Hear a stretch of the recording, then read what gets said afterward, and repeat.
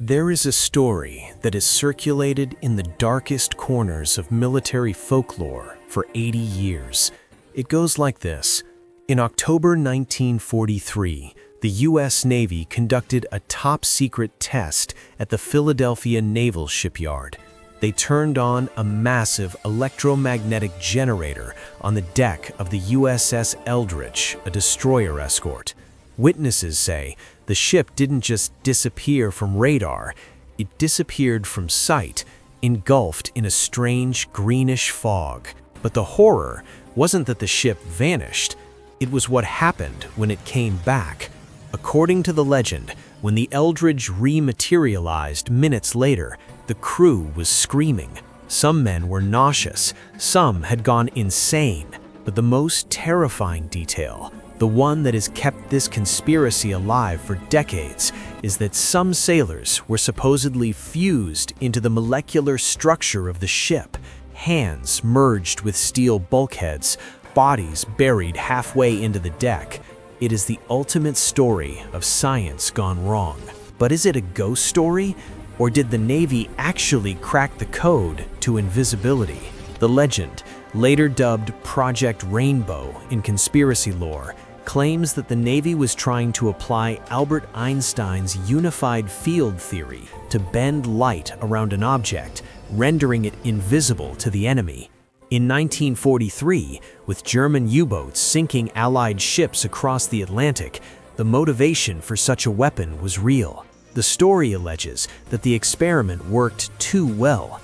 The ship didn't just bend light, it tore a hole in space-time, teleporting instantly from Philadelphia to Norfolk, Virginia, over 200 miles away, before snapping back to its original position.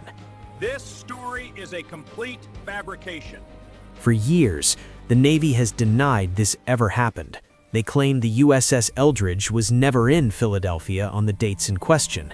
They claim Einstein never worked on invisibility.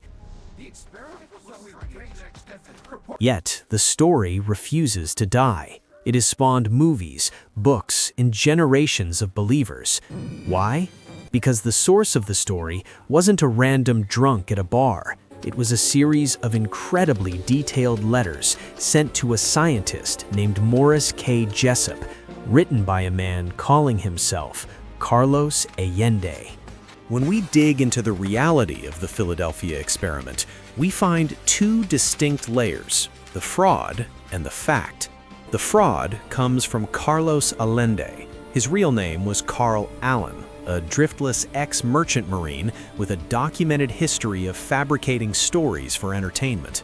He annotated Jessup's book on UFOs with erratic notes about the experiment, claiming he saw the ship vanish while he was aboard a nearby merchant vessel, the SS Andrew Furuseth. However, investigations revealed that the USS Eldridge was actually on its shakedown cruise in the Bahamas during the alleged date of the experiment. The ship's logs, which conspiracy theorists argue were faked, show it was nowhere near Philadelphia. Furthermore, the physics of unified field theory were nowhere near application in 1943. Einstein hadn't solved it. But here is the grain of truth that makes this story fascinating. The Navy was making ships invisible in Philadelphia in the 1940s, just not to the naked eye. They were using a process called degaussing. This involved wrapping massive electrical cables around the hull of the ship and pumping high-voltage electricity through them to cancel out the ship's magnetic field. This made the ship invisible to German magnetic naval mines. This is where the myth likely started. Imagine you were a sailor on a nearby ship. You see a destroyer wrapped in massive cables. You hear the hum of high-voltage generators. You might even see a greenish glow, a known phenomenon called St. Elmo's fire, often caused by strong electrical fields ionizing the air. And the teleportation? The Navy had access to the Chesapeake and Delaware Canal, which allowed ships to travel between Philadelphia and Norfolk much faster than going around the coast. To a civilian who didn't know about the canal, a ship appearing in Norfolk so quickly would seem impossible. As for the horror of men fused to the deck, this is likely a gruesome exaggeration of the very real, very dangerous side effects of high-voltage equipment. Sailors could be burned or disoriented.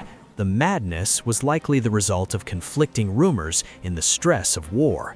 Carl Allen took these disparate elements, degaussing cables, fast travel, and electrical phenomena, and spun them into a sci-fi nightmare that the public wanted to believe. We love the idea that the government has secret, godlike powers, even if the reality is just magnetic mind protection.